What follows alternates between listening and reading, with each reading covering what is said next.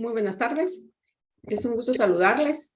Es un gusto el día de hoy iniciar con este webinar, el primer webinar de una serie que tiene el gusto la Escuela de Estudios de Posgrado y el área de Educación Continua de la Facultad de Ciencias Médicas apertura el día de hoy con un tema de suma importancia tanto a nivel internacional o mundial como para nuestro país, lo que es el cáncer cervicuterino.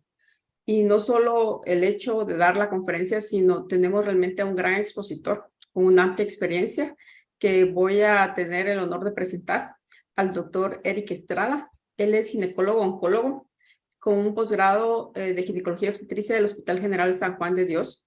Es fellow editorial de la Revista Internacional de Cáncer Ginecológico, fellow del Colegio Americano de Ginecología y Obstetricia. Ha publicado más 12 artículos a nivel de revistas internacionales, 2 capítulos publicados en libros, es conferencista internacional y nacional y pues tiene una amplia experiencia y pues ese es un resumen de su amplio currículum de vida. Entonces dejo al doctor Eri Estrada para que pues pueda dar por favor lo que es el webinario de cáncer cervicuterino. Buenas tardes a todos, pues la verdad para mí es un placer poder estar hoy esta tarde para poder dar esta charla y vamos a compartir pues obviamente acerca del cáncer de cuello uterino. ¿Me confirman solo si ven mi pantalla por completo? Sí, sí se ve. Perfecto. Pues para mí es un placer pues dar esta charla y el objetivo de esta charla pues obviamente es hasta cierto punto concientizar que es una enfermedad que en lo particular se considera altamente prevenible y que en lo particular considero que es una de esas estrategias que incluso la OMS ha tomado en cuenta como una forma de querer literalmente erradicar esta enfermedad, porque sabemos que es el agente causal y hoy en día pues sabemos que si la estrategia nos permite, pues esto es una enfermedad que va a empezar a aparecer pues obviamente en 4 por cada 100,000 mujeres en el mundo, que ese es el objetivo de la Organización Mundial de la Salud. Entonces, para mí el cáncer de cuello uterino, pues obviamente es uno de los más frecuentes, siendo el cuarto más común en el mundo, pero en países de bajos ingresos es el segundo cáncer más frecuente en términos de incidencia, pero lastimosamente es el tercero en términos de mortalidad. Para Guatemala, pues obviamente es el quinto cáncer más común, pero es la causa número 4 de muerte en mujeres. Y esto es muy importante porque cuando nosotros vemos las estadísticas de GloboCan que están hechas para el año 2018, el cáncer de cuello pues era el quinto en el ranking, pero lastimosamente es en el cuarto. Esto genera una causa bastante grande en términos de mortalidad. ¿A qué no me refiero con esto? Una causa grande de mortalidad es que realmente no es solo el hecho de que se mueran, sino que es la base o el pilar, la mujer de la sociedad. Y esa es la razón por la cual hoy en día se considera algo sumamente importante. ¿Por qué? Porque estas mujeres mueren en edades pues obviamente de edades de mucha producción y eso es lo que llama la atención muchísimo. En términos de incidencia a nivel del mundo, pues el cáncer de cervix ocupa el 6.6% de todos los cánceres. Sin embargo, el 7.5% de toda la mortalidad, pues obviamente de cáncer. La mayor parte de estos en el mundo, pues el cáncer de mama ocupa pues un bastión bastante elevado. Sin embargo, el cáncer de cervix, si lo vamos a ver nosotros en países, pues obviamente en vías de desarrollo y especialmente, pues obviamente en el África subsahariana, como una de las frecuencias más grandes en términos de aparecimiento de esta enfermedad. Ahora bien, en términos de Centroamérica, pues obviamente seguimos siendo países en vías de desarrollo. Esto ocurre más o menos en cada 13 por cada 100,000 mujeres y se mueren 7 por cada 100,000 mujeres en Centroamérica. Pero si lo vemos nosotros en términos literales, pues es una frecuencia bastante grande en términos del aparecimiento. Significa que casi de las que vemos, la mitad, pues obviamente están llegando pues, a participar en la mortalidad en términos epidemiológicos. Ahora bien, cuando nosotros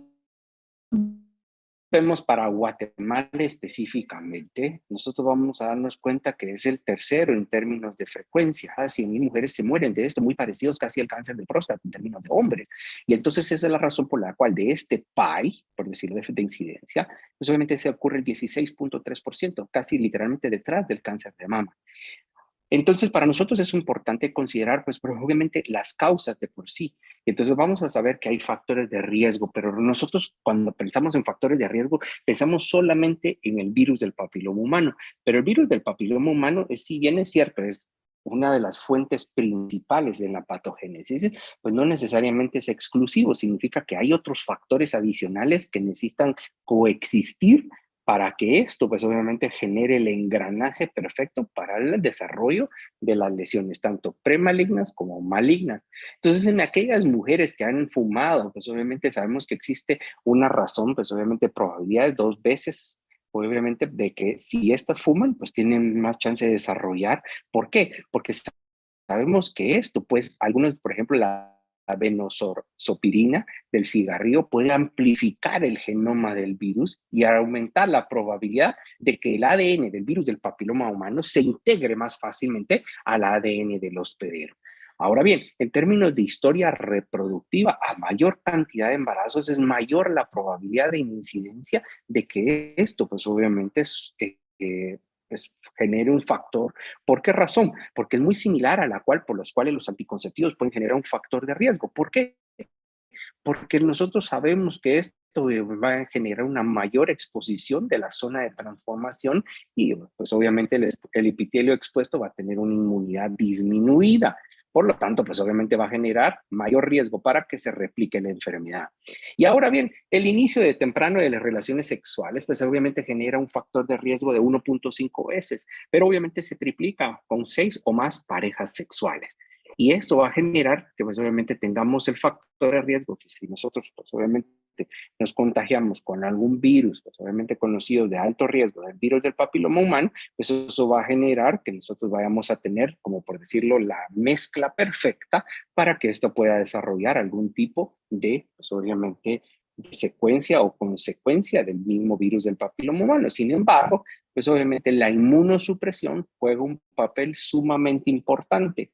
Cuando decimos la inmunosupresión, quiero que entendamos que no solo es el VIH o el SIDA, sino también pueden ser, por ejemplo, la desnutrición o en aquellas pacientes, por ejemplo, que han sido muy frecuentes, me refiero en el sentido de que han sido inmunosupresas durante mucho tiempo, por ejemplo, las pacientes trasplantadas renales o que algún tipo de otra enfermedad que requiera, pues obviamente inmunosupresión, puede favorecer a que éstas desarrollen, pues obviamente, algún tipo de lesión a nivel del cuello.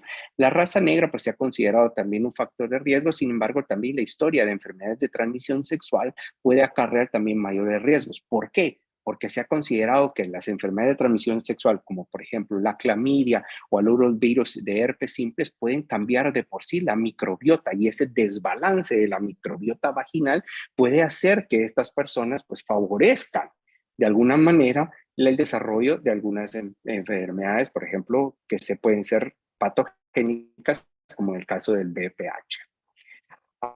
Ahora bien, el BPH, pues nosotros asumimos que el 99% de las personas sexualmente activas van a tener, pues obviamente, exposición al virus del papiloma humano. Pero el virus del papiloma humano va a tener ciertas secuencias que va a respetar, por decirlo así. De lo que va a respetar, el virus del papiloma humano va a ingresar, pues obviamente, al ADN del hospedero y va a generar ciertos, literalmente, detener parte del ciclo celular, activando algunas proteínas que le van a dar precisamente la inmortalidad a la célula y que obviamente se va a replicar de manera pues no regulada y eso va a generar que pues obviamente tengamos los cambios de por sí neoplásicos. Ahora bien, nosotros hemos sabido que más o menos alrededor ya casi van de 130 diferentes, 150 tipos diferentes de virus de papiloma humano, pero algunos pues obviamente están relacionados directamente solo con algunas, por ejemplo, digámoslo, de algunas lesiones a nivel verrucosa, como es el 6 y el 11, pero también en la orofaringe, los otorrinos cada vez van a ver más cáncer de cuello, de cabeza y cuello, precisamente porque virus del papiloma humano número 16 también es el que está relacionado con esas lesiones. Incluso hay artículos muy interesantes que el carcinoma orofaringio causado por el virus del papiloma humano va a sobrepasar a aquel causado por el cigarrillo o el tabaco. Entonces, por ejemplo, en el tracto genital o anogenital, pues las verrugas siempre están relacionadas al 6 y el 11, pero las neoplasias intraepiteliales o pues obviamente que son lesiones premalignas o el cáncer de cervix van a estar relacionados en un gran porcentaje a los virus 16, 18, 31, 33, 35, 39, 45, 51 y 52. Sin embargo, pues obviamente el 80% o casi llegando al 90% de estos van a estar relacionados solamente al 16 y al 18. Ahora bien, la patogénesis significa que todos sabemos que pues obviamente el VPH es necesario, pero no es un factor único, más pues obviamente es lo con consideración que lo que les decía, puede que tengamos algunos factores adicionales como la inmunosupresión, enfermedades de transmisión sexual, otras enfermedades de transmisión sexual, el cigarrillo, pues obviamente múltiples embarazos o el simple hecho de aumentar la cantidad de parejas sexuales, pues puede ser un factor de riesgo para que esto pues obviamente seamos infectados con virus de papiloma de alto riesgo, que en lo particular 4 están relacionados a la inducción de neoplasias malignas, pero entre el 50 y el 70% de esas neoplasias malignas van a venir acarreadas por el virus del papiloma 16 o el otro 20% del 18. Entonces, si nosotros vemos, este es como, por decirlo, el prodromo de la enfermedad. Entre más joven una persona, pues obviamente tenga relaciones sexuales, es mayor la probabilidad de que esta curva, pues obviamente, genere un pico mayor. ¿Qué significa eso? Que nosotros, por decirlo de por sí, una persona puede ingresar, pues obviamente, a tener relaciones sexuales de manera temprana y tiene más la probabilidad de que se infecte, pues a lo largo de los años con virus de papiloma humano, pues obviamente de alto riesgo y generar que esto se dé un pico. Pero solo un porcentaje entre el 10 al 20% de estas mujeres que se infectaron van a quedarse con pero van a persistir con la enfermedad. Y el gran porcentaje más grande, que es el otro 80-90%, van a poder ser capaces de aclarar el virus. ¿Y eso qué significa? Que van a regresar, pues obviamente, a un tejido normal. Pero aquellas pacientes que lastimosamente no lograron la regresión, van a pasar a la progresión. Y cuando estas pacientes progresan, es donde nosotros podemos empezar a ver el aparecimiento de lesiones premalignas y si estas obviamente no son tratadas a tiempo, pues estas van a pasar a personas que van a desarrollar algún tipo de lesión maligna. Y entonces a nosotros este punto clave que sale la flecha roja, este punto es importante porque es el punto de inflexión. ¿Qué significa eso? Que si estas pacientes regresan, pueden ser capaces, obviamente, de aclarar el virus y no generar ningún tipo de molestia, obviamente, a nivel del cuello o de cervix. Pero solo aquel porcentaje menor de pacientes son las que después de 10 a 20 años empiezan a tener algún tipo de lesión. Y esa es la razón por la cual nosotros cuando vemos una paciente con cáncer de cervix, nosotros podemos asumir que esta paciente en 5 a 10 años no se ha realizado algún método de tamizaje, y dígase virus de papiloma humano o Papa Nicolau, porque esta enfermedad no progresa de la noche a la mañana. Lleva años para que esto, pues obviamente, avance. Ahora bien, como se los dije, hay virus de alto riesgo que son de potencial oncogénico y hay virus de bajo riesgo que no tienen ningún potencial oncogénico. Por eso el 6 y el 11 van a estar relacionados a las verrugas vulgares. Ahora bien, cuando una vez la persona se infecta con el virus del papiloma humano, va a generar cierto arresto desde el ciclo celular en E1 y E2. Y aquí es donde se inicia la replicación del virus.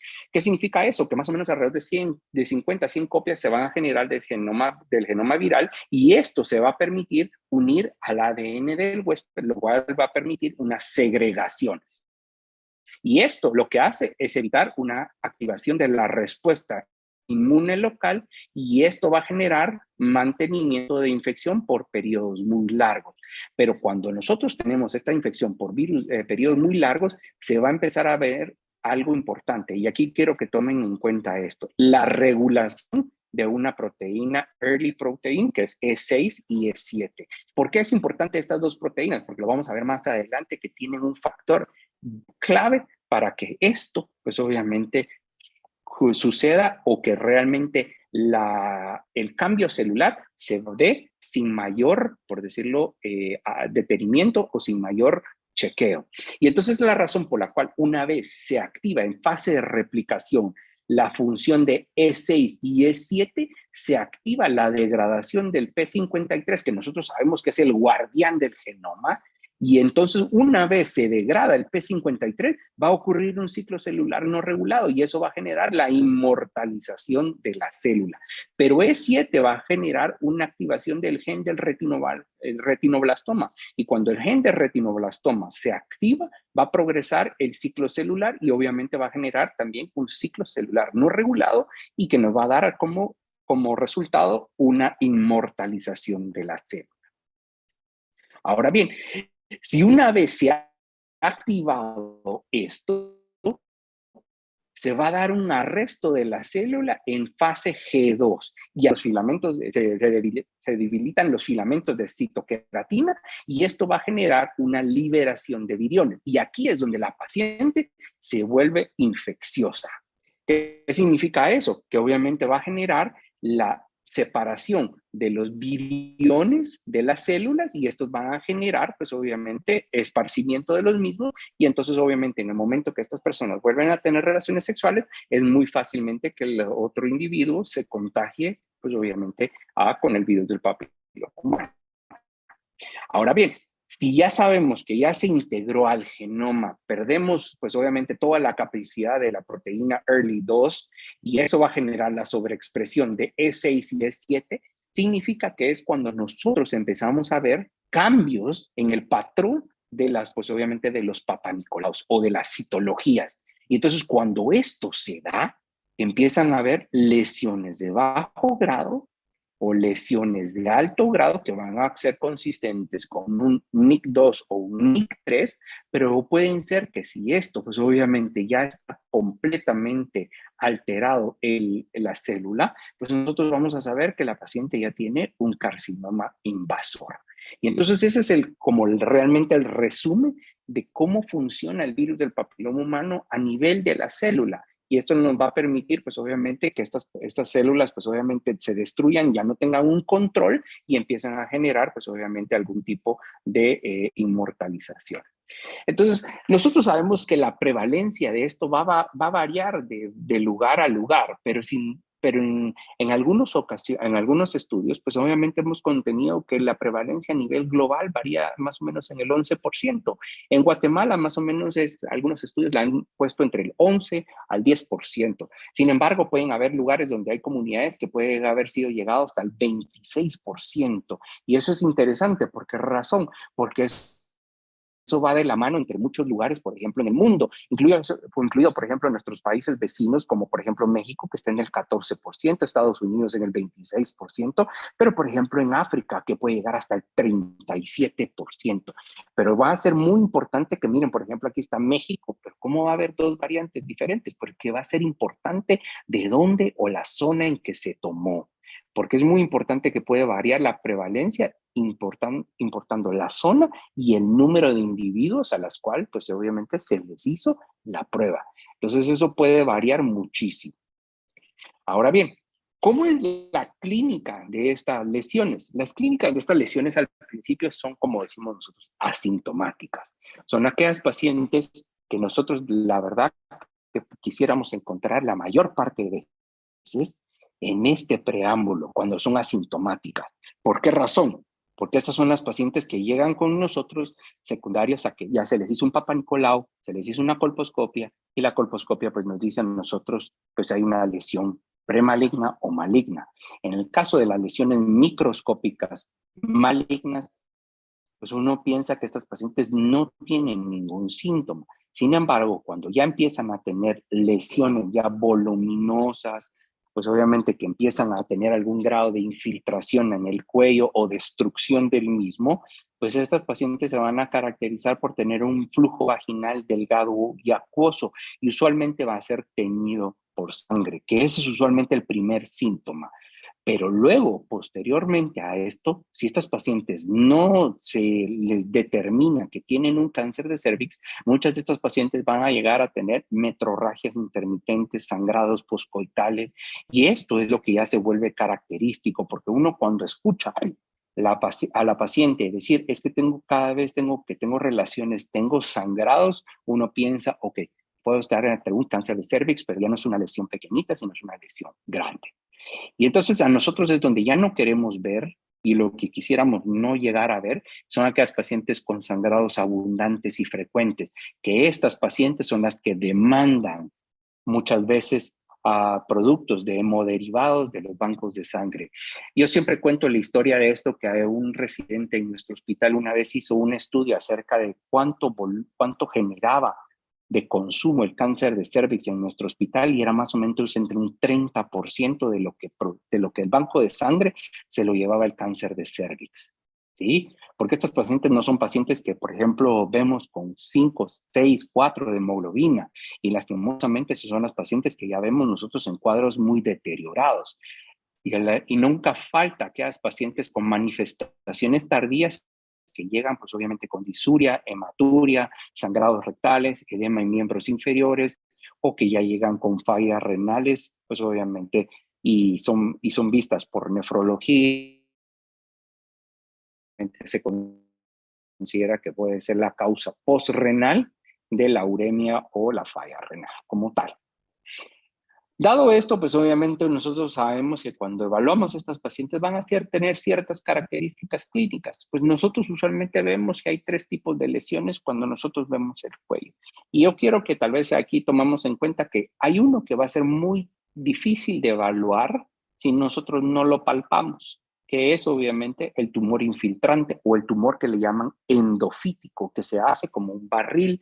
Y esto pues obviamente puede dar la apariencia de ser un cuello normal, pero nosotros cuando tocamos se siente una masa voluminosa en el cuello. Y a esto pues obviamente nosotros es el tipo de tumor que le conocemos como infiltrante o endofítico.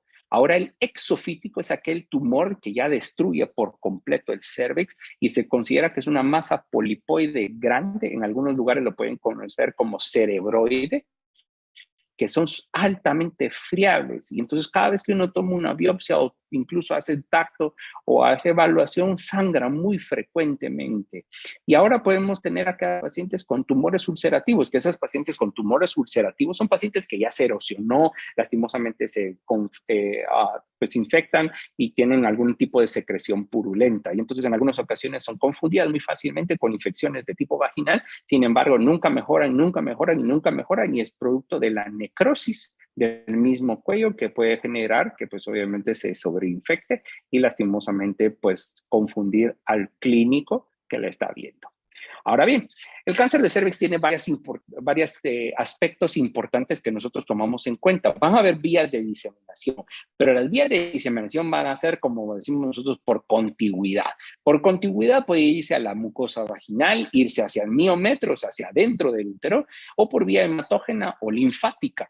Entonces, la mucosa vaginal es importante porque ahí puede infiltrarse el tumor, incluso es la razón por la cual los estadios clínicos nos permiten decir, bueno, ¿hasta dónde infiltra? Se infiltra el tercio superior de vagina, el tercio medio, incluso hasta el tercio inferior del mismo, y obviamente uno considera que dependiendo de eso es así como estadificamos a la paciente. Ahora, el miometrio, pues obviamente es una forma muy particularmente fácil de que el miometrio, pues obviamente sea infiltrado cuando son aquellos tumores, como los platicamos, los endofíticos, que se basen en el endocervix. Ahora bien, cuando son masas altamente voluminosas, es muy fácil que los linfáticos paracervicales, pues obviamente es un drenaje del cervix, pues obviamente se vean infiltrados. Y de ahí, pues lastimosamente se rompe como decimos nosotros, esa puerta. Y en algunas ocasiones ya empiezan a haber ganglios linfáticos tomados, como cuáles. Principalmente nosotros hemos tenido en cuenta que los ganglios a nivel de la fosa obturatriz pues son muy frecuentemente los primeros ganglios que se afectan, luego seguidos por los hipogástrios o las ilíacas internas y por ende los ilíacos externos. Si esto, pues obviamente ya está presente, pues uno considera que en algunas ocasiones estas pacientes, pues obviamente ya es una enfermedad avanzada. Y ahora por extensión directa, estructuras adyacentes o paramétricos, pues también pueden alcanzar la fascia del obturador y la pelvis verdadera, y de ahí por qué razón nosotros en parte de la clínica utilizamos obviamente la evaluación del tacto recto-vaginal para, pues obviamente, permitirnos evaluar la infiltración de los paramétricos. Ahora bien, ¿por qué nos importa tanto el estadio? Porque muchas veces nosotros en el hecho de considerar el estadio es una de las razones por las cuales uno piensa en tomar una decisión de operar o no operar. Y aquí es muy importante porque nosotros sabemos que los estadios tempranos, pacientes pueden tener incluso de un 15 a un 20% de probabilidades de tener ganglios, pues obviamente positivos. Sin embargo, estos son los estadios que a nosotros, pues obviamente consideramos que muy probablemente podemos operar. Los estadios 2, 3 o incluso 4, pues ya son pacientes que nosotros tenemos desde un 25 hasta un 40% o más del 50% en estadios 3 de que los ganglios sean positivos. Y entonces es ahí donde nosotros tomamos en cuenta de que estas pacientes muy probablemente ya no serían las candidatas ideales para una cirugía. ¿Por qué razón? Porque muy probablemente son pacientes con tumores altamente voluminosos, pero pues obviamente pueden tener la probabilidad de que los ganglios pues ya son positivos. Pero ¿qué importancia tiene que los ganglios sean positivos? Uno se pone a pensar, pero ¿qué importancia tienen los ganglios positivos? Es que el hecho de que los ganglios estén positivos nos da un factor pronóstico. Sabemos, pues obviamente, la probabilidad de que estas pacientes vayan a responder a una terapia o no. Y eso obviamente se va a traducir en sobrevida. ¿Ok? Entonces, una vez teniendo en cuenta, nosotros tomamos en cuenta de que si bien es cierto, la mayor parte de estas pacientes van a venir de una secuencia de un diagnóstico, que lo más probable es que estas pacientes nosotros les hacemos una citología convencional o una citología de base líquida o le agregamos una prueba de HPV y dice, ok, algo aquí necesita que yo, pues obviamente, me refiera a una colposcopía. En algunas ocasiones, por ejemplo, en Guatemala tenemos bases, por decirlo, para la tamización que incluyen la inspección visual con ácido acético o la inspección visual con Lugol. Estas son muy particularmente utilizadas en lugares donde no tenemos la facilidad de tener, pues obviamente, patólogos muy cercanos. Y entonces eso nos va a permitir a que estas pacientes son las que nosotros vemos y de una vez tratamos. ¿Qué significa esto? Pacientes que muy probablemente yo digo, ok, aquí hay una lesión sospechosa, yo puedo venir y tomar una muestra de una vez o hacer un cono o electrofulgurar o pues obviamente hacer una vaporización del cuello con el objetivo de quitar una lesión, pues obviamente que sea premaligna. Sin embargo, en aquellas pacientes que ya son la mayor parte de veces, nos vamos a permitir considerar que estas llegan con lesiones, pues obviamente voluminosas. Y entonces comúnmente nosotros tomamos, si ya tenemos una lesión voluminosa, es de una vez tome la biopsia. No necesita mandar a hacer un Papá Nicolau. Si usted ve una biopsia, una lesión que es sospechosa, de una vez tomamos una biopsia. Pero en aquellas pacientes donde nosotros no vemos claramente una lesión, tenemos dos opciones para llegar a un diagnóstico. El tamizaje, que es con virus de papiloma humano, que solo está descrito para personas mayores de 30 años, pues obviamente no se hace por debajo de 30 años. Y esto obviamente si está positivo para el ADN de HPV o BPH de alto riesgo, uno considera pues estas pacientes que pueden ser pues obviamente evaluadas por colposcopía y biopsia. Si estas pacientes, pues obviamente en lo particular uno considera que tiene una lesión característica de un tumor, como se los decía, pues de una vez debemos de tomar la muestra. Si estas pacientes en lo particular consideramos que no tienen un tumor macroscópico y algo así, nosotros consideramos que esta sería la opción para la evaluación. Entonces, ahora bien, cuando nosotros tenemos ya un diagnóstico de un carcinoma invasor de cervix, que lo más probable puede ser que sea un escamoso un adenocarcinoma o un adenoescamoso, que son los tres principales. Nosotros, el examen físico se considera el estándar, pues obviamente, para la evaluación. ¿Por qué? Porque nosotros sabíamos que la clasificación de FIGO, la estadificación del cáncer de cervix, en la mayor parte de veces es por clínica, no es por estudios radiológicos. Sin embargo, en el 2018 cambió esto y donde ya se añaden como tal pues obviamente la utilización de ciertas herramientas diagnósticas, ya dígase un PET, resonancia magnética, pues obviamente tomografía, lo que usted tenga disponible, pero eso no sabemos que no es la realidad para todos los países, porque hay dificultades en términos, por ejemplo, del acceso a tomografías, resonancias magnéticas o incluso PET, que no nos van a permitir, pues obviamente, tener acceso para hacer, pues obviamente, la estadificación de estas pacientes. Y he ahí por qué razón el examen físico tiene mucha importancia. Y para nosotros el tacto rectovaginal sigue siendo el estándar. ¿Qué evaluamos en el tacto rectovaginal? Pues muchas veces el tamaño del tumor, hasta dónde se extiende. Y en el tacto rectovaginal también evaluamos la participación de los parámetros, y estos parámetros están infiltrados. Y en algunas ocasiones, pues obviamente nos va a permitir que si nosotros sospechamos de una enfermedad avanzada, los ganglios linfáticos inguinales o supraclaviculares pueden evaluarse fácilmente con un tacto, una evaluación, una palpación. ¿Por qué? ¿Por qué importancia tienen los ganglios linfáticos? Porque los inguinales ya no pertenecen a la pelvis. Entonces, si nosotros tenemos ganglios linfáticos macroscópicamente aumentados de tamaño, estos pacientes nosotros podemos hacerle una biopsia por aspiración y si esto nos sale positivo, nosotros consideramos que ser un estadio, por ejemplo, localmente avanzado ya sería un estadio pues avanzado, porque los ganglios linfáticos, si son positivos, eso ya se considera un estadio 4B. Y no dígase si los ganglios a nivel supraclaviculares, pues obviamente fueran positivos, uno piensa que estos ya son estadio 4B. Si uno tiene edema en extremidades inferiores, uno puede asumir que hay ganglios muy probablemente sospechosos que están haciendo que se obstruyan los linfáticos a nivel, pues obviamente, de las extremidades y puede generar ese edema.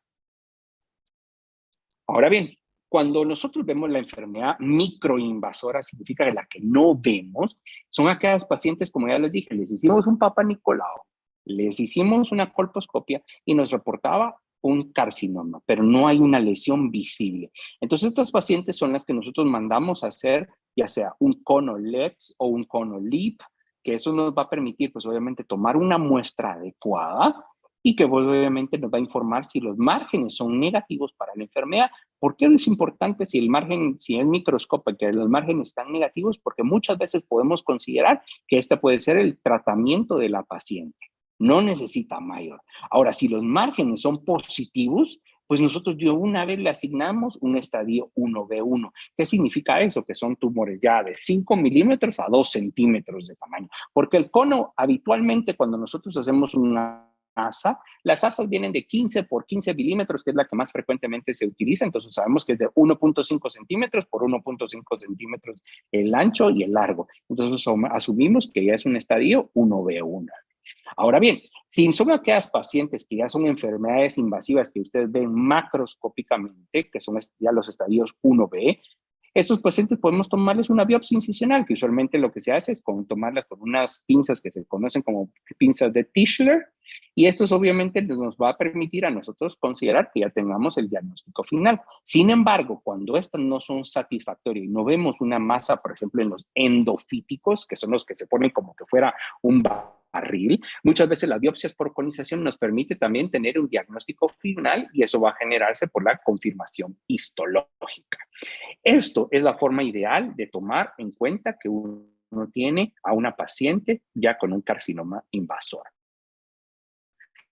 Ahora bien, como se los decía, los más frecuentes son los escamosos, los adenocarcinomas o los adenoescamosos. De los escamosos y adenocarcinoma tenemos variantes. Sin embargo, hay unas de estas variantes, pues las variantes no solo es para decirnos, como por decirlo, el nombre y el apellido. Sin embargo, no tienen alguna diferencia, pues obviamente en términos de tratamiento, porque muy parecidos se tratan esto. Sin embargo, hay unos menos comunes que pues obviamente se van a caracterizar por ser, por ejemplo, los adenoides quísticos, los neuroendócrinos, los indiferenciados o los que tienen, pues obviamente, tumores epiteliales mixtos o mesenquimatosos.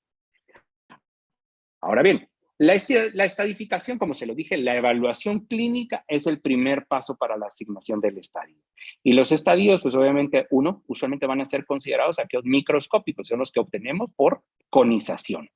Si nosotros hacemos un cono, y entonces la profundidad es lo que nos interesa. Antiguamente la clasificación de FIGO nos decía a nosotros que la extensión y la profundidad eran importantes. Sin embargo, hoy en día, a partir del año 2018, el doctor Butler publicó un artículo donde se cambió precisamente la estadificación. Y la estadificación hoy en día solo incluye la invasión, no la extensión. Y entonces la invasión de esto nos va a decir que si es menos de 3 o entre más de 3 y menos de 5, pues obviamente son clasificados como los 1A1 o 1A2, que son pues obviamente tumores que no vimos sino son microscópicos. Luego los 1B son aquellos que ya nosotros logramos ver macroscópico. Sin embargo, el 1B1 también podría ser por concepto de, pues obviamente, cono, que son más de 5, pero menos de 2 centímetros, y en aquellos 1B2, que son de más de 2, pero menos de 4, y los 1B3 son mayores de 4 centímetros. Ahora bien, los estadios 2 en algunos países del mundo se puede considerar como una opción o un estándar todavía quirúrgico. Sin embargo, esto solo es muy frecuente verlo en Asia, particularmente en Japón, que son directrices muy distintas, que estos pueden operar incluso tumores 2A, tanto A1 como A2. Sin embargo, cuando nosotros consideramos la invasión parametrial, pues obviamente para los 2B, significa que no se extiende hasta la pared pélvica, o sea, no llegan hasta el hueso, por decirlo así. Y esto lo que va a permitir es que estas pacientes, pues obviamente son consideradas, pues obviamente que hay invasión parametrial, y entonces estas pacientes son las que consideramos que ya pueden acarrear el beneficio de darle, pues terapia, pues obviamente con quimioterapia y radioterapia. Ahora bien, los estadios 3, pues en algunos casos podemos ayudarnos de algunas por decirlo, pruebas muy sencillas, como por ejemplo la creatinina.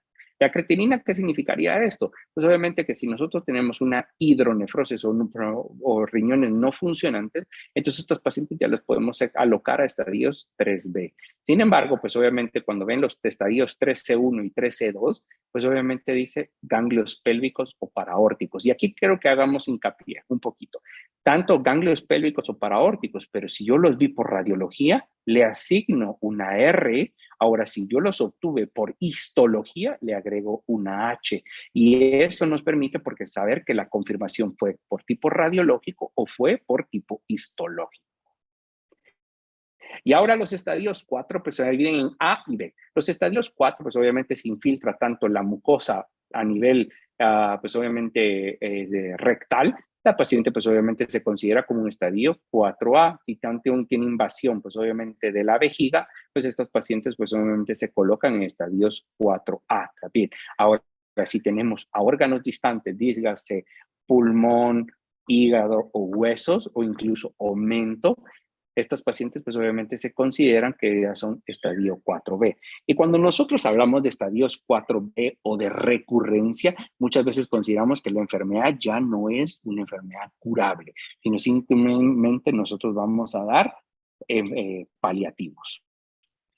Ok, ¿cómo nos dice a nosotros? Pues obviamente la Organización Mundial de la Salud o la FIGO, ¿cómo de verdad sería la imagen estándar? Pues obviamente las imágenes son con el objetivo de identificar si hay compromiso a nivel ganglionar, pero la TAC tiene una sensibilidad solamente del 58%. La resonancia magnética puede ser, pues obviamente, útil para evaluar tumores más de 10 milímetros, pero esto obviamente nos va a permitir caracterizar incluso mejor la lesión o si hay o no infiltración parametrial. Sin embargo, también tiene una sensibilidad muy parecida a la de la tomografía para descartar que obviamente existan metástasis. El estándar, pues obviamente va a ser el PET-CT, pero el PET-CT, pues obviamente sabemos que es altamente difícil de disponer de él y obviamente caro, lo cual pues obviamente tiene una sensibilidad del 80%, pero una especificidad del 98%. Y la cistoscopía y la sigmoidoscopía solo en aquellas pacientes que están sintomáticas o que sospechamos nosotros que ya tienen involucro de la pared anterior o posterior de la vagina, pues uno puede descartar mediante una cistoscopia o una sigmoidoscopia, pues obviamente descartar la infiltración tanto de la vejiga o del recto para pues obviamente considerar que estos pacientes ya son un estadio 4A o pues obviamente tanto por infiltración al recto como por vejiga. Ahora bien, el ultrasonido siempre se ha considerado como, bueno, lo que más tenemos a la mano. Sin embargo, el ultrasonido tiene un rol extremadamente limitado. Solo nos va a servir en algunas ocasiones para considerar si el tumor es exofítico, endofítico, o pues obviamente en algunas ocasiones nos va a servir para saber el tamaño de la lesión. Ahora bien, los padres de la radicalidad, me refiero en términos de cirugía, discutieron estos hasta la muerte, porque aquí está Ernest Wertheim y el doctor Schauta. El doctor Schauta fue el que está, pues obviamente él es el padre de la cirugía vaginal radical, y Ernest Wertheim fue la primera persona que describió cómo realmente se debe hacer la técnica de una histerectomía, tanto simple como una radical. Pues obviamente discutían a la muerte, pues obviamente, y esa es la razón por la cual los enterraron casi a la par. Entonces, si nosotros podemos tomar en cuenta, pues nosotros sabemos que la histerectomía tiene ciertas características cuando hablamos de radicalidad, pero esta tenía ciertas limitantes cuando nosotros aprendimos la clasificación de Piver and Rutledge, que esto pues obviamente se clasificaba en clase 1, 2, 3, 4 o incluso 5, pero no nos decía exactamente cómo realmente o hasta dónde tenía una clasificación del parametrio, que era lo que realmente a nosotros nos importaba más, porque muchas veces dejábamos parametrio atrás cuando realmente era un lugar importante para poder descartar en la cirugía, pues obviamente radical, si hay o no infiltración. Y esa es la razón por la cual en el 2017 el doctor Kerriou y en el doctor Morrow hicieron una clasificación precisamente para, pues obviamente, la histerectomía radical. Y ellos lo dividieron en A, B, C y D. Y el A, pues obviamente es lo que nosotros conocemos hoy en día como una histerectomía extrafacial, que es una histerectomía sencilla, pero obviamente la cirugía tipo B y C era la que ya llegaban a tener un grado de radicalidad. ¿Y qué me refiero con radicalidad? Pues obviamente qué tanto parametrio tejido útero sacro y vesicouterino sacamos nosotros. Significa que el uréter también se quita del parametrio y obviamente hasta llegar a la entrada a la vejiga, y dependiendo de eso es que nosotros sacamos al menos 10 milímetros de vagina o más. Y esa es la razón por la cual, pues obviamente es muy importante saber estas dos diferencias, porque dependiendo de esto es como nosotros consideramos que si la paciente puede ser curada o no con este tipo de cirugía. Entonces, en el tratamiento, pues obviamente consideramos que el manejo del carcinoma pues va a depender si es microinvasor o ya pues obviamente macroscópico. Cuando nosotros tenemos un microinvasor, como les decía, en muchas ocasiones el cono, el hecho que nos diga a nosotros márgenes libres, pues puede ser en algún momento una forma de tratar a la paciente. Y si la paridad no está satisfecha, uno puede decir, bueno, vamos a seguir a esta paciente porque ya tratamos, los márgenes están libres y esta paciente, pues obviamente que nosotros consideramos que es un tumor pequeñito, no tiene características de alto grado y entonces va a generar que nosotros consideramos que esta paciente está curada. Ahora bien, en aquellas pacientes que nosotros ya tenemos un 1 a 1, pero ya tienen paridad satisfecha, estas pacientes son las pacientes que se ven beneficiadas de una histerectomía, o sea, remoción por completo del útero y el paracervix. ¿Ok? Ahora bien, en aquellos estadios 1 a 2, que son más de 3, pero menos de 5, pues nosotros vamos a considerar algunos factores adicionales como la histerectomía radical. Y aquí es donde realmente nosotros consideramos ya darle radicalidad. Pero el muestreo de linfadenectomía pélvica, porque se recuerdan, de un 15 a un 20% pueden tener ganglios positivos. Si esta paciente ya tiene paridad satisfecha, uno ofrece esta como la única opción. Ahora, en aquellas pacientes que no tienen paridad satisfecha, muchas veces podemos tomar en cuenta que hay opciones de hacerle colonización y hacerle una linfadenectomía laparoscópica o hacerle una traqueolectomía más linfadenectomía pélvica a la paciente, con el objetivo de permitir que la paciente pueda continuar teniendo, pues obviamente, hijos o su deseo de procrear.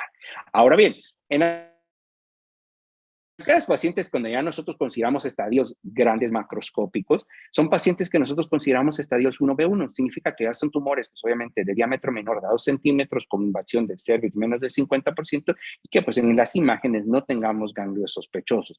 En estas pacientes son las que ofrecemos una histerectomía radical modificada, pues obviamente con linfadenectomía pélvica, pues obviamente en paridad satisfecha. Y en aquellas que no tienen paridad satisfecha, la traquelectomía sigue siendo una opción.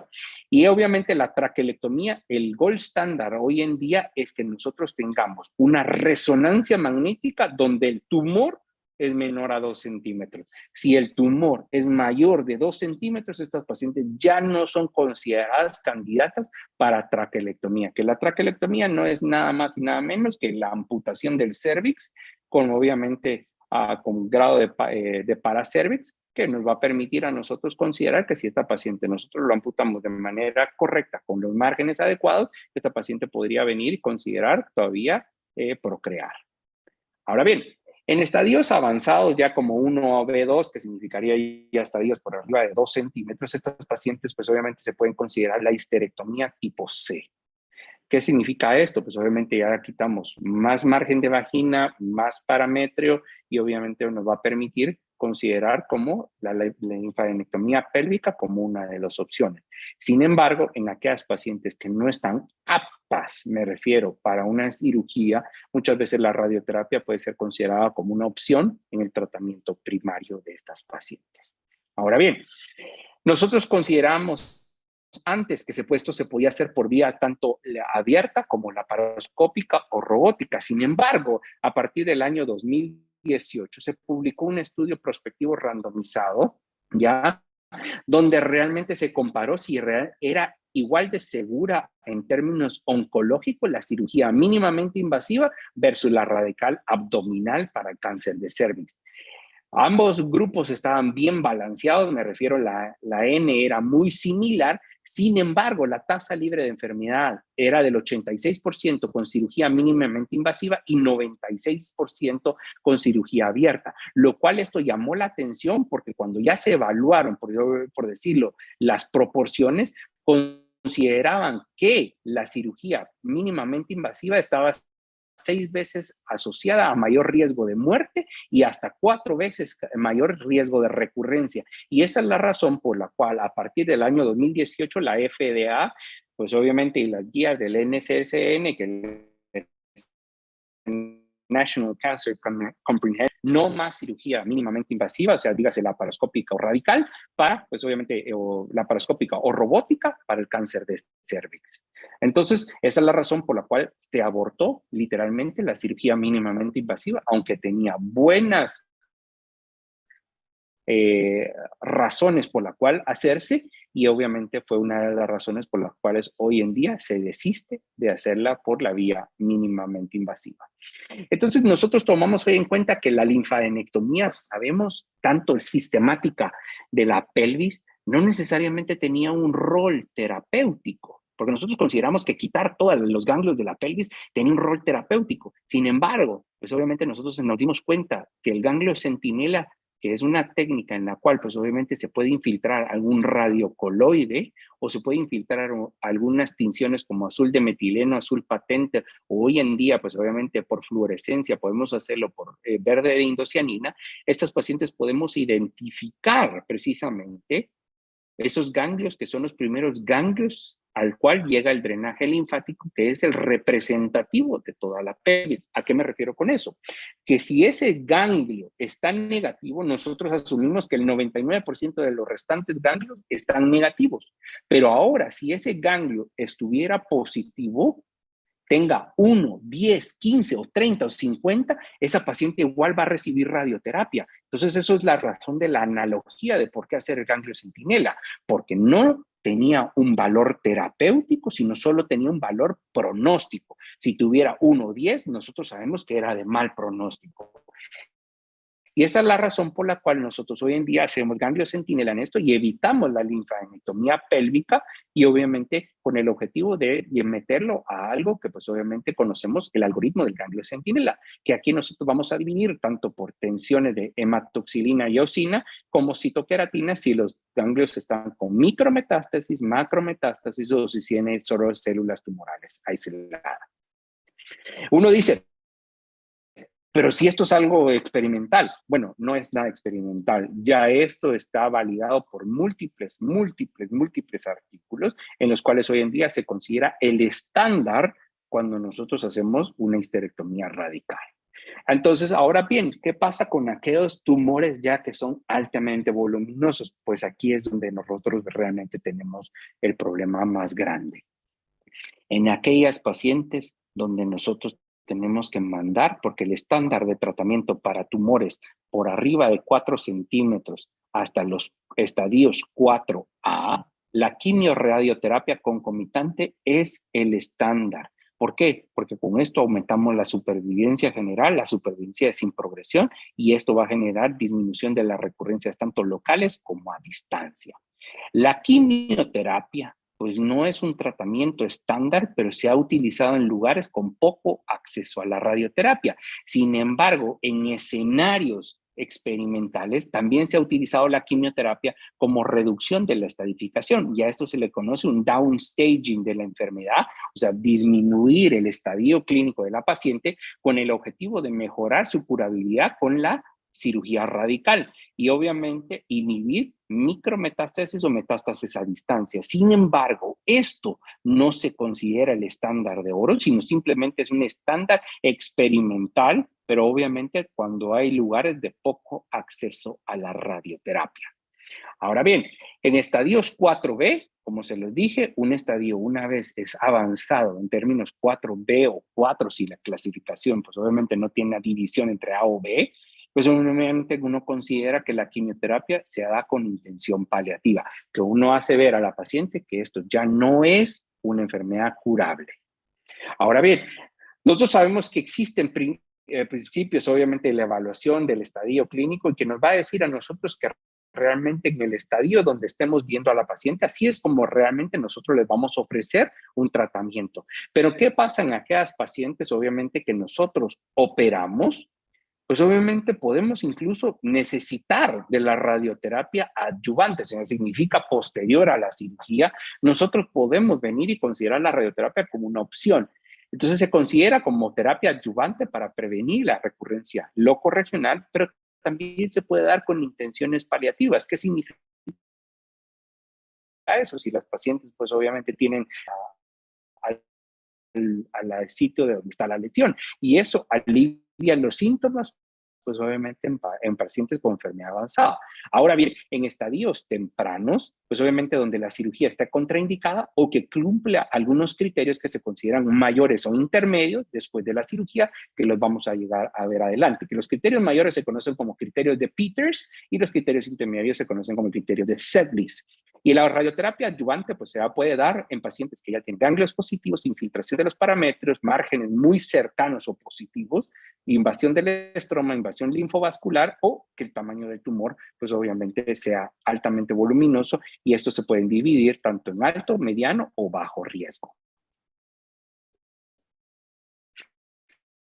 Entonces, los criterios de Peters, pues obviamente son criterios que desde 1999 fueron probados en estudios prospectivos randomizados y en ese entonces se fueron varios artículos, pero el primero fue el de Peters, pero hay uno de Whitney, de Rose y de Jonathan.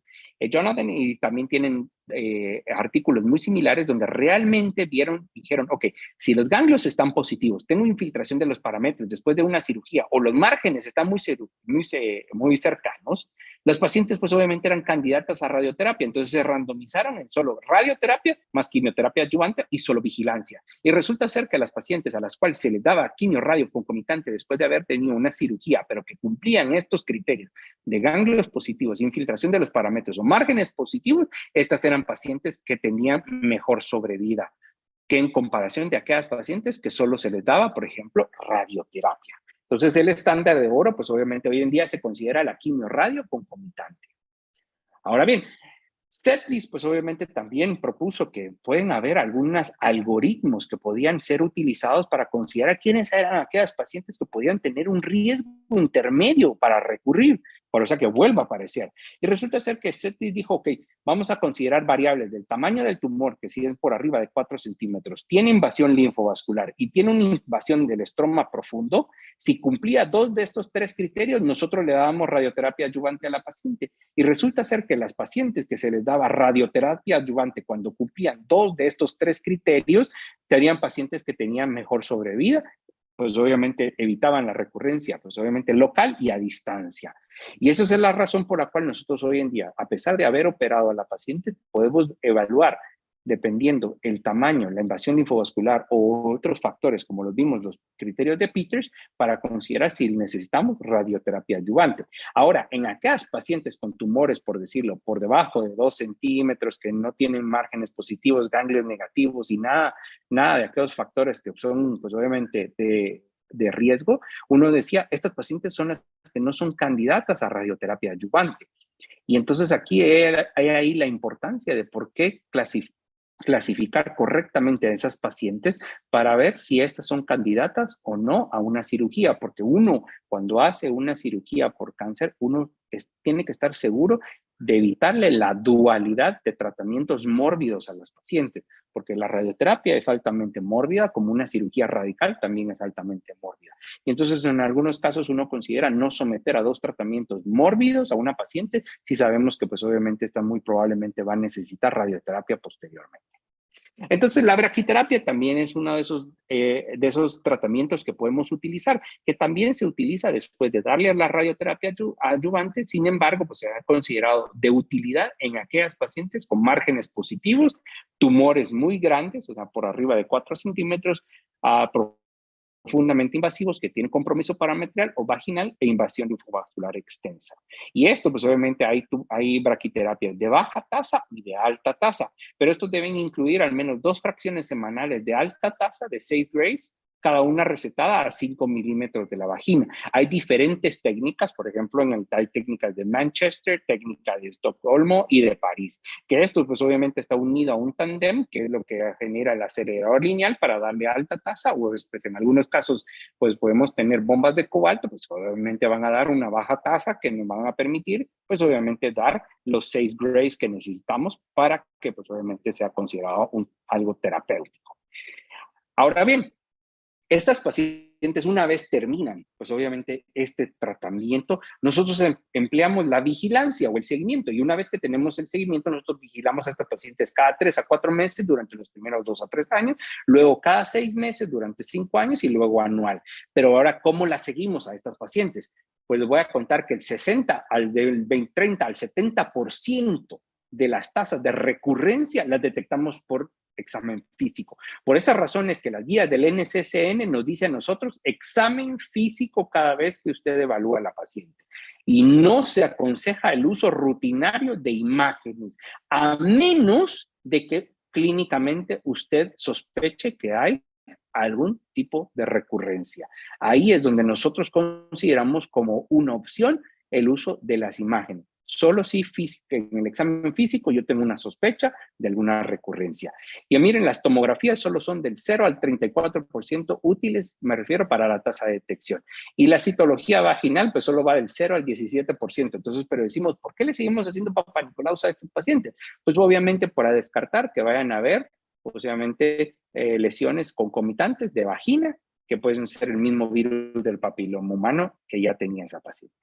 Ahora bien, ¿qué tenemos en términos de recurrencia? ¿Cuáles son las opciones de manejo? Pues en aquellas pacientes que nosotros nunca les dimos radioterapia, sino que solo fue la cirugía primaria como una opción, pues estas pacientes son las que se ven beneficiadas de que si recurren, tenemos la opción de darles quimioterapia y radioterapia. Ahora bien, en aquellas pacientes que tenemos tumores centrales menores a 2 centímetros, les podemos hacer exenteración pélvica, que es, obviamente, si es anterior, pues la paciente se va a quedar sin vejiga y entonces tenemos que hacer ureterostomía. Y si obviamente la paciente la recurrencia es de 2 centímetros o menor posterior, pues estas pacientes son las que pues obviamente vamos a derivar para hacerles pues obviamente colostomías. Pero esto es una opción que pues obviamente cuando no hay evidencia de diseminación intraperitoneal, pero lastimosamente tiene esta cirugía una morbilidad súper altísima con una tasa de sobrevivencia muy baja de un 30 al 60% y tiene una mortalidad a los 30 días después de haber hecho una cirugía de esta del 10%. Pero en casos de recaídas paraórticas, también la quimioterapia o radioterapia es una opción y eso con eso se mejora la sobrevida de la paciente hasta un 30%. Ahora bien, el pronóstico, pues como decimos nosotros, lo está dado por el estadio en el que colocamos a la paciente. Si nosotros le damos un estadio inicial a la paciente, pues la probabilidad de que esta esté viva a los 5 años excede al 90%. Pero obviamente si estas pacientes, que son el gran pool de pacientes que los vemos en estadios avanzados, pues nosotros sabemos que el 60 a un 30, de un 40 a un 60% van a estar vivas a los 5 años. Para mí es importante que esto es una enfermedad que es altamente prevenible. Por esas razones que la vacunación es una de esas estrategias de la OMS que ha tratado de validar y validar y validar, porque esto es importantísimo. ¿Por qué es importante? Porque esto es una partícula que no son virus-like, me refiero, son virus-like, no son infecciosas. Obviamente tiene el objetivo de prevenir lesiones tanto premalignas como malignas, tanto de cáncer, de cervix, de vulva, vagina, ano y orofaringe, obviamente causados por VPH. Y esto es porque nuestro objetivo, nuestro target son aquellas mujeres antes de iniciar vida sexual. ¿Qué significa eso? 9 a 14 años. ¿Con qué objetivo? Incluso que se le dé 2 dosis, por ejemplo, 0 o 5 a 13 meses posteriores. Y en aquellas pacientes mayores de 15 años e inmunocomprometidas, que le demos las 3 dosis de 0, 1 y 6 meses. Incluso esto, hay evidencia de protección cruzada contra otros tipos. O sea, significa que si nosotros, por ejemplo, utilizamos 6, 11, 16 y 18, puede tener protección cruzada contra el 31, 33, 55, lo cual nos va a permitir una protección. Ahora bien, la OMS dice no hay problema en términos de seguridad, porque hay una cantidad enorme de gente que trata de disuadir de que las personas se vacunen contra el virus del papiloma humano, pero no ha habido ningún tipo de preocupación en términos de seguridad.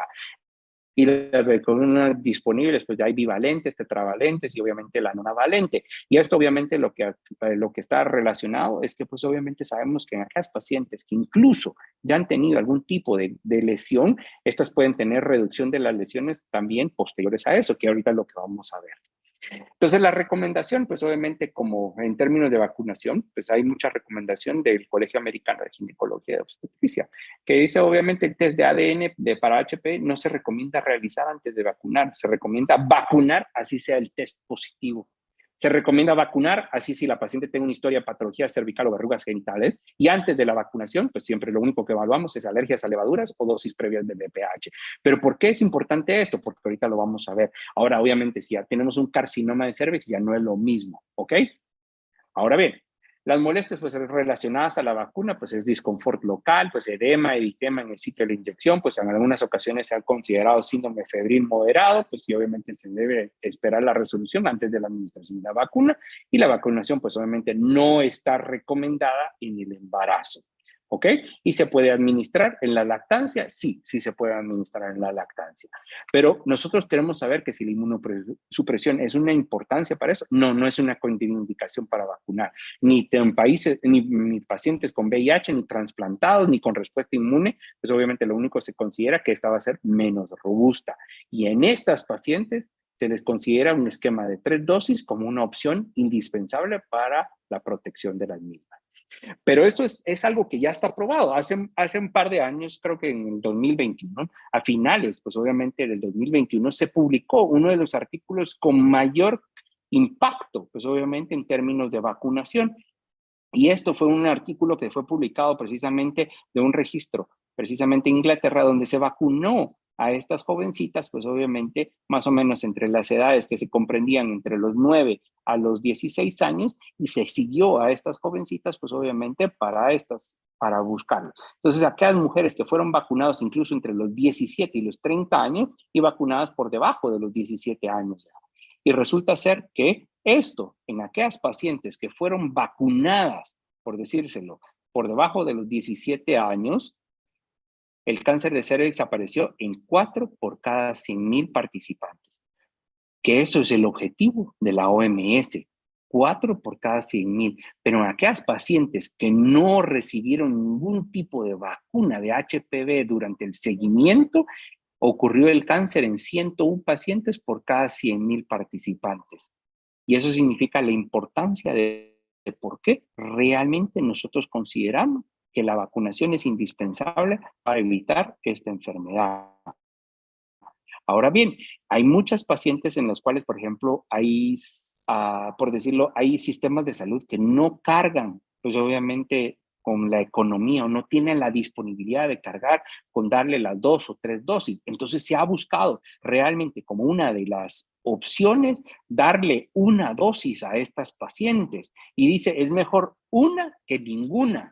Y entonces aquí, ¿por qué? Porque la inmunidad, por decirlo así, la seguridad de una dosis se comparó en Tanzania con un estudio que se llama el estudio Doris, que el estudio Doris pues obviamente vino y dijo, bueno, ok, vamos a considerar 1 o 2 dosis en estas pacientes que se vacunaron de una dosis de niñas de 9 a 14 años y aún así se induce una respuesta inmune robusta que era equiparable a tener 2 dosis. Por eso se sugiere que una dosis puede ser suficiente para la prevención de infecciones por virus de papiloma humano.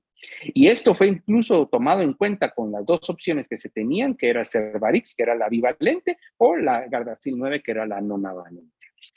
Pero algunas opciones siempre nos han dicho por qué realmente el virus del papiloma humano no se puede utilizar precisamente en aquellas pacientes que ya han tenido algún tipo de lesión.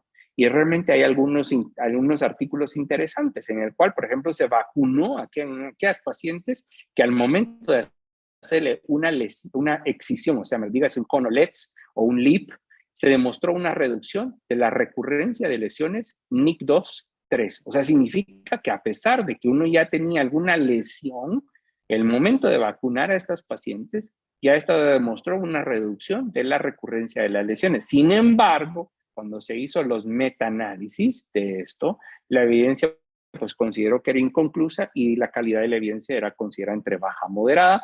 Sin embargo, pues obviamente los muestreos de Forest Plot nos decían que favorecía pues obviamente al grupo que fue vacunado versus al que no fue vacunado.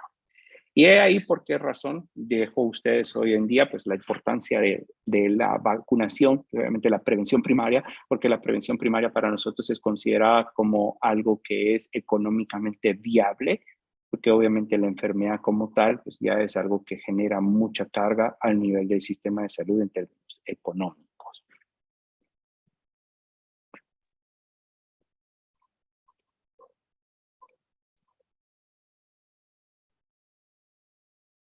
Bueno, muchas gracias, doctor Estrada, por su brillante presentación.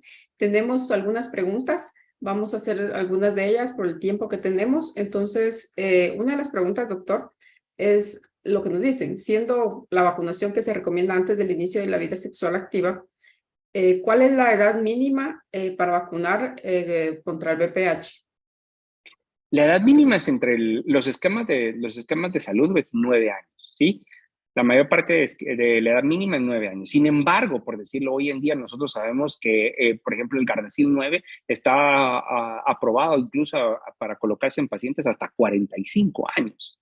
¿Sí? Que esa es como una brecha bastante grande, porque realmente tal vez la inmunidad no va a ser tan robusta, pero eso es mejor que nada. Que eso es lo más importante, que incluso eso nos va a proteger de que estas pacientes puedan desarrollar lesiones ya tanto malignas o premalignas. Gracias. Otra pregunta que nos hacen y pues ponen un escenario. Si tenemos 2 mujeres, una de 15 años y otra mujer de 30 años, ¿considera que hay una variación en la velocidad del progreso del cáncer, tomando en cuenta que la única variante, aparte de la edad, es el comienzo de vida sexual activa? Muy buena pregunta. La verdad que en lo particular, pues nosotros consideramos, y por estudios epidemiológicos, que las jovencitas que han iniciado vida sexual a muy temprana edad pueden tener más probabilidades de estar infectadas con virus de papiloma humano de alto riesgo, ¿sí? Y obviamente va a incursionar en más parejas sexuales que en aquella, por ejemplo, quien comenzó vida sexual a nivel de a los 30 años, por ejemplo. Sin embargo, pues obviamente, como le digo, el tiempo, como vimos esa tabla donde vimos, pues obviamente el tiempo de progresión, es muy probable que esta jovencita, la de 15 años, pueda desarrollar una lesión ya preinvasora o invasora a más temprana edad que queda, por ejemplo, de 30 años.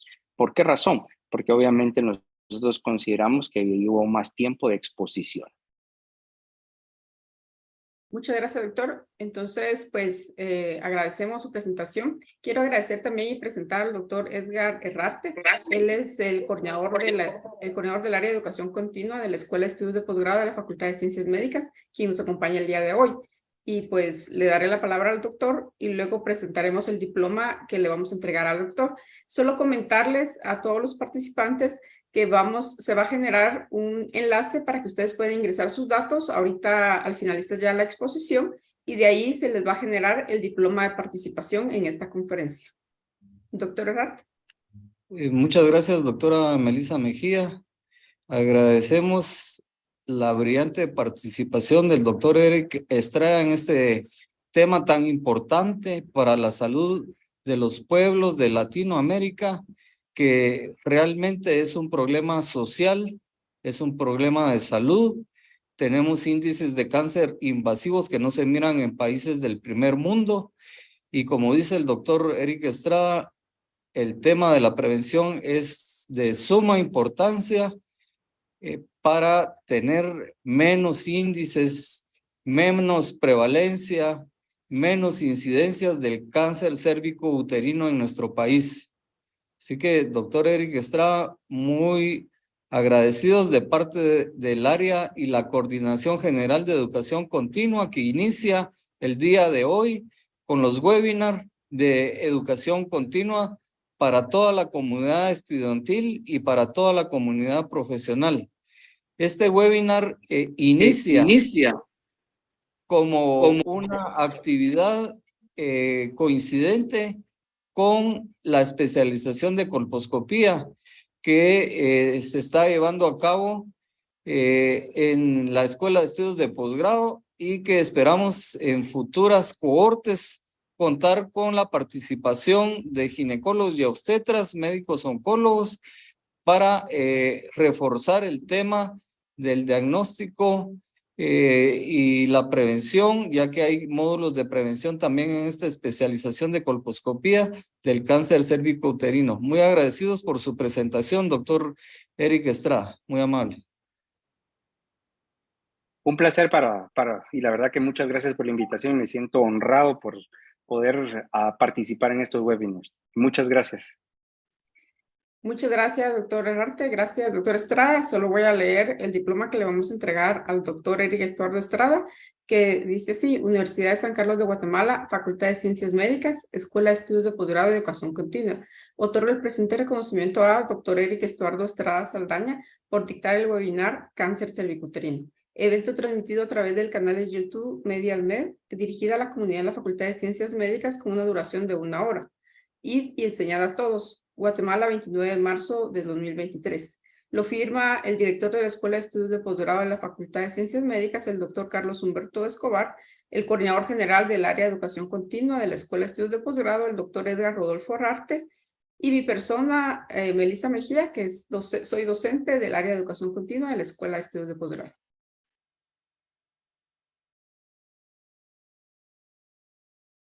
Agradecemos a todos su participación y pues que tengan feliz noche. Por favor, pueden llenar el enlace para que puedan obtener su diploma de participación. Gracias, doctor Estrada, doctora Herrarte. Feliz noche. Feliz noche, gracias.